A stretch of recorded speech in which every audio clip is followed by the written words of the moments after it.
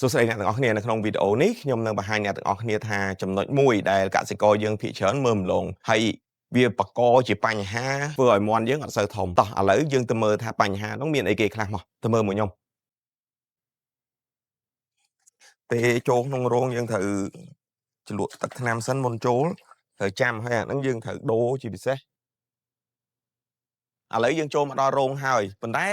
ពេលនេះគឺមន់យើងត្រូវបានបិទភ្លើងឲ្យល្ងិតព្រោះថាមន់យើងមានពេលបើកភ្លើងមានពេលបិទភ្លើងអញ្ចឹងក្នុងនាមជាកសិករតើយើងត្រូវអង្កេតមើលអីខ្លះដើម្បីឲ្យដឹងថាសុខភាពមន់ហ្នឹងវាល្អហើយចំណុចនេះខ្ញុំធ្លាប់បានធ្វើនៅវីដេអូមុនហើយដែលមេឃខែរដូវភ្លៀងតើយើងត្រូវតាមដានអីខ្លះដើម្បីឲ្យដឹងហើយនឹងធានាថាមន់របស់យើងនឹងមានសុខភាពល្អធំធាត់តាមអ្វីដែលយើងចង់បានសំខាន់ជាងគេនេះគឺយើងមកមើលនេះបងប្អូនទាំងអស់គ្នាឃើញទេនេះមាន់នេះគឺមានបញ្ហាហ្នឹងគឺវាធំអត់តាមស្តង់ដារដែលយើងចង់បានទេហើយមាន់នេះគឺឈឺតែឈឺហ្នឹងឈឺអីគេបងប្អូនទាំងអស់គ្នាយើងមើលឥឡូវយើងឃើញចាប់ផ្ដើមលាមករបស់វាហ្នឹងល្អហើយប៉ុន្តែពីប្រហែលថ្ងៃមុនលាមករបស់វាគឺមានរាកចាំមើលខ្ញុំនឹងដើររមើលឃើញថាតើកសិករគួរតែប្រយ័ត្នកន្លែងហ្នឹងអញ្ចឹងកាលណាតែយើងតាមដានឃើញលាមកវាអញ្ចឹងបាទអាហ្នឹងគឺចាប់ផ្ដើមមានកុកស៊ីយ៉ូហើយគឺដែលខ្ញុំនិយាយថាជំងឺរាកឈាមហ្នឹងបាទចំណុចកន្លែងហ្នឹងគឺបងប្អូនត្រូវតាមដាននៅពេលដែល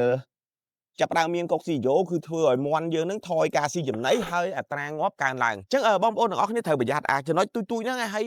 បើសិនជាយើងមើលជារួមយើងអត់មើលលម្អិតពីលាមករបស់វាពីការផ្ដល់ចំណីក៏ដូចជាអត្រាងាប់ប្រចាំថ្ងៃរបស់វាទេគឺធ្វើឲ្យយើងហ្នឹងប្រឈមទៅនឹងការបាត់បង់ច្រើនអញ្ចឹងតែកាលណាយើងតាមជារៀងរាល់ថ្ងៃហើយក្នុងមួយថ្ងៃតាមដាន 2-3 ដងអញ្ចឹងគឺយើងអាចការពារវាបានហើយវិធីការពារយើងអាចវាយ